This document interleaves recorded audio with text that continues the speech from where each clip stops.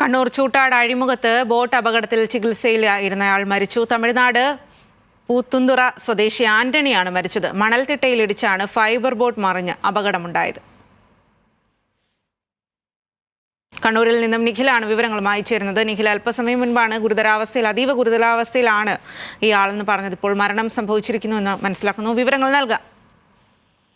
തീർച്ചയായും 3 പേരായിരുന്നു ഇത്തരത്തിൽ പരിക്ക് പറ്റി ആശുപത്രിയിൽ ചികിത്സയിലുണ്ടായിരുന്നത്. അതിലൊരാളുടെ നില അതീവ ഗുരുതരമാണെന്ന് നമ്മൾ അല്പസമയം മുൻപ് പറഞ്ഞതാണ്. അങ്ങനെ ഗുരുതരാവസ്ഥയിലായി ചികിത്സയിലായിരുന്ന തമിഴ്നാട് പുത്തുന്തറ സ്വദേശി ആന്റണിയാണ് ഇപ്പോൾ മരിച്ചിരിക്കുന്നത്.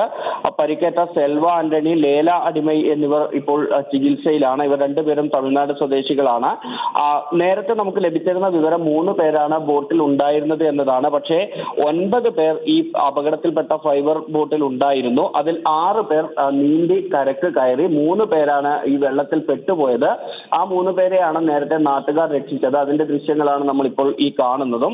ഏതായാലും നേരത്തെയും ഈ പ്രദേശത്ത് സമാന അപകടം ഉണ്ടായതാണ്.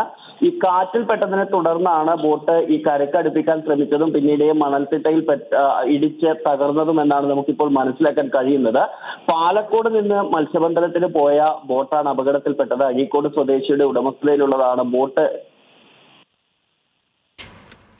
ശരി നിഖിൽ, കണ്ണൂർ ചൂട്ടാട് അഴിമുഖത്ത് ബോട്ട് അപകടത്തിൽ ചികിത്സയിലിരുന്നയാളാണ് മരിച്ചത്.